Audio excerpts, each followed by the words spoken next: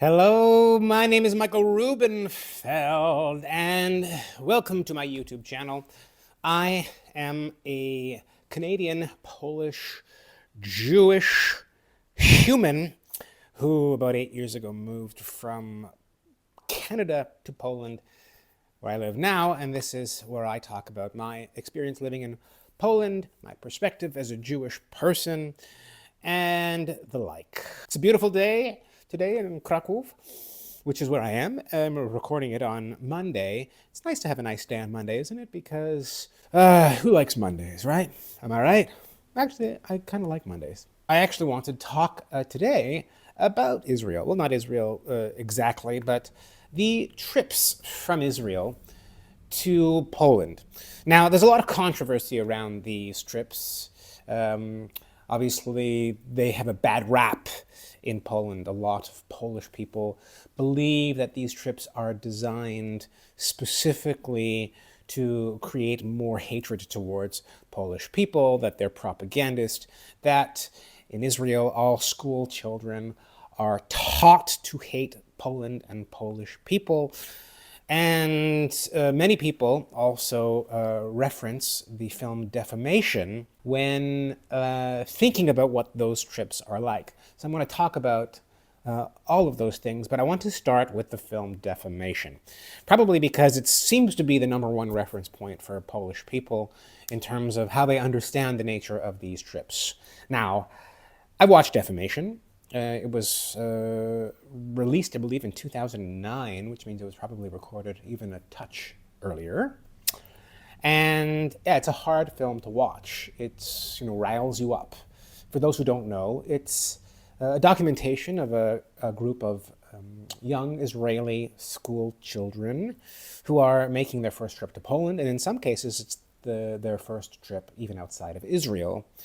And the narrative that they have about Poland is incredibly negative, and they walk through Poland with a kind of sense of entitlement and already deciding that they hate Polish people and that they can actually behave badly in Poland because of what happened here in the past. There's one scene in particular that probably a lot of people remember, where there's a couple of nice older Polish men asking if if they're from Israel, if they speak Hebrew.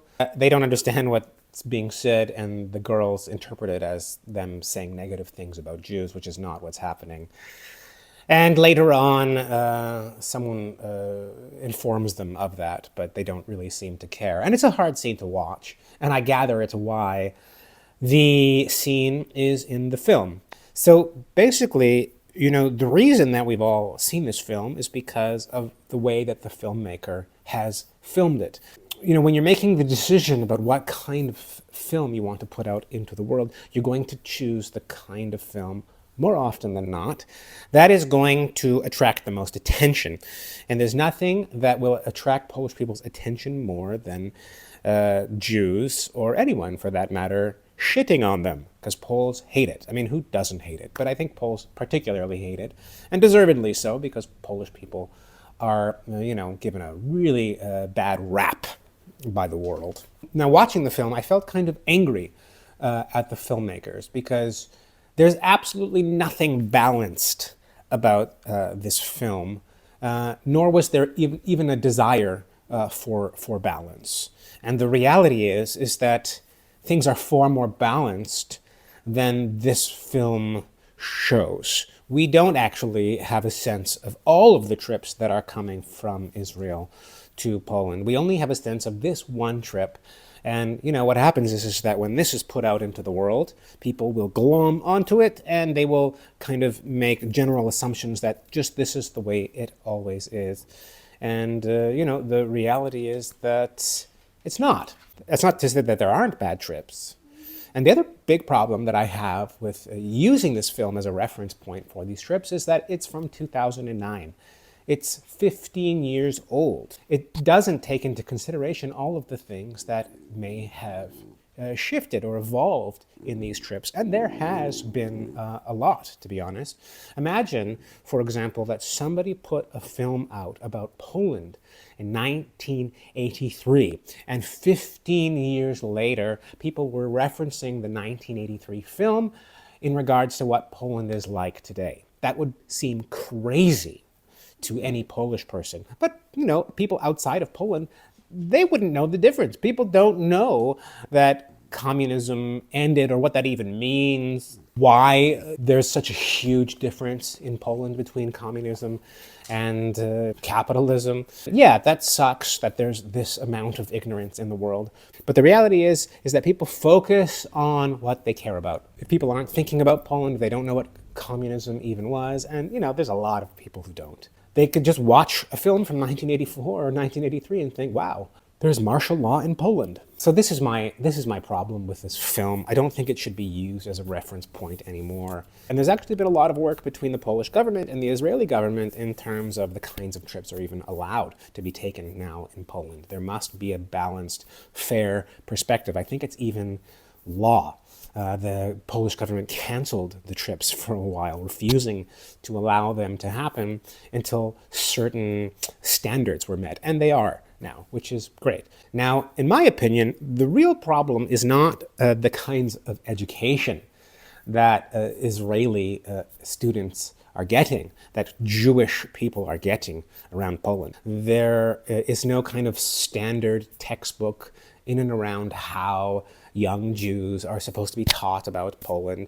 People are taught in many different ways, and there are people who end up liking Polish people who end up disliking Polish people in Poland. It's a whole mishmash of responses and perspectives about Poland. The problem is actually far more complicated. It's far more difficult to solve, in my opinion, when Jewish children come to Poland. They go to the concentration camps. They go and see where the ghettos were. They hear the terrible stories.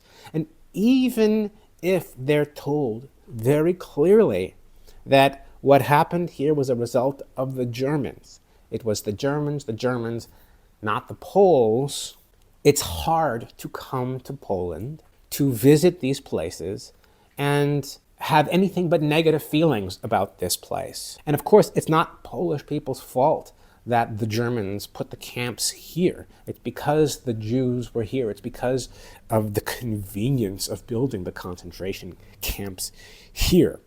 But unfortunately, the legacy that our country now has is that these things continue to exist here, and they're hard to visit and like being here. It's just basic, biology or physiology. People want to leave, get away from that trauma, and they get away from this place, this country.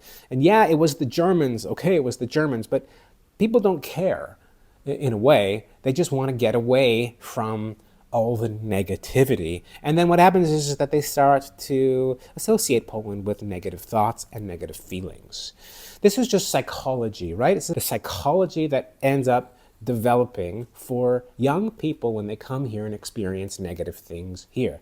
Now, a lot of the trips are offering very factual, fair representations of what happened here for these kids. But they still want to get the hell out of here because of how crappy the Jewish history was here. And yeah, before the war, Jewish history was not crappy. It was very rich, and there's so much to be understood and discovered. But a lot of it is gone, right? You can't visit it. You can't see it. And when you do see it, a lot of it is sad. You can see dilapidated synagogues. You can see bars that were once synagogues that are now just being used to get drunk. And so as a Jewish person, it's painful. You can't help but be painful to know that the history was here. It's mostly wiped out, but the camps remain to be visited. Sometimes people will come to Poland and they're having a really nice time here because if you aren't visiting the concentration camps, Poland's great. It's a nice city. It's affordable, depending on where you are visiting from. It's beautiful. The people are awesome. And people will sometimes ask me, what do you think about Auschwitz? Should I go and visit it? And I say, look, I would never tell somebody not to go and visit Auschwitz. Because if you feel like that's something that you've got to do, then you should do it. But if you don't feel like somehow you must do this before you die, for whatever reason, No, I would say you could skip it. Go to the salt mines, or I'm not a huge fan of the salt mines, but go to the Schindler factory. Go visit learn about the life. Go to Mozak. It's a great museum. Go swimming in Zakrzówek. There's so many things to do that are enjoyable. Do you need to spend the day feeling like shit in Auschwitz? It's just a question.